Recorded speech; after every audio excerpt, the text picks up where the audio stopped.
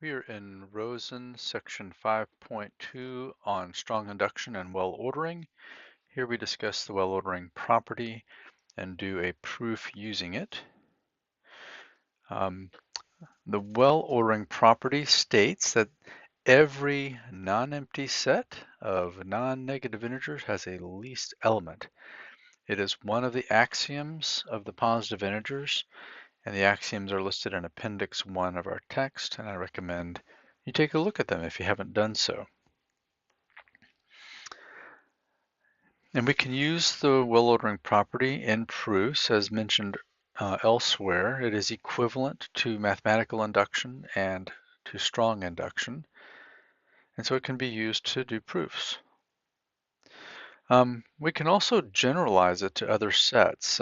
We've just stated that the natural numbers are well ordered under the concept of less than or equal to determine which element would be least in some non-empty set. We would use the less than or equal to relationship. But if we were considering words, we can, which we could also call finite strings over an alphabet word, they are also well ordered under lexicographic ordering. What that means is dictionary ordering. It's why dictionaries all have the same ordering. They use a well-defined set that is well ordered. And we'll see some other generalizations of induction in a later section. Here's our example proof that we're going to do using the well ordering property.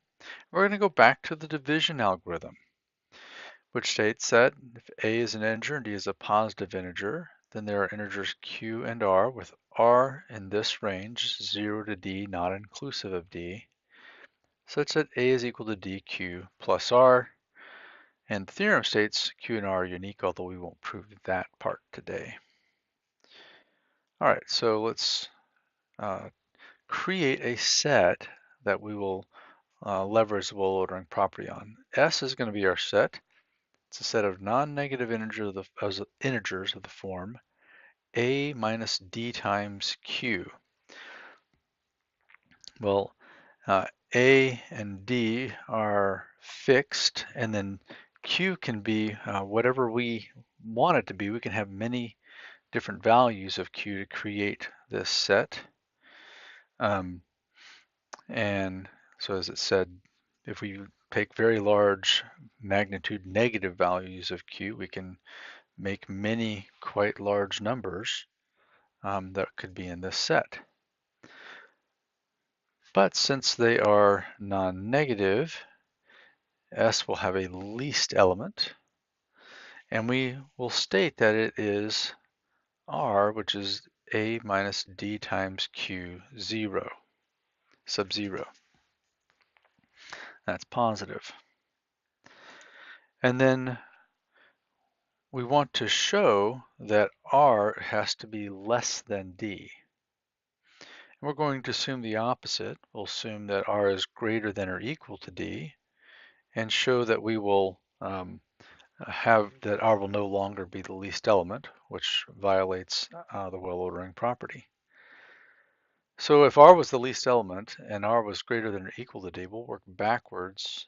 We'll work from right to left down here. If R is greater than or equal to D, then R minus D is greater than or equal to 0.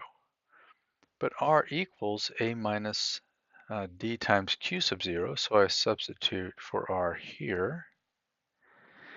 And then I factor out the D to get A minus D times Q plus 1.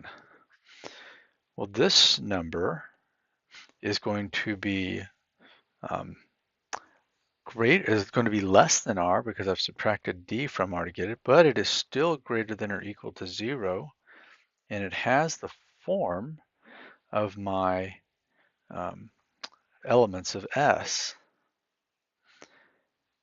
And since this element would be smaller than R and still positive, R would no longer be the least element, which is a contradiction, and therefore I can conclude that R is indeed less than D.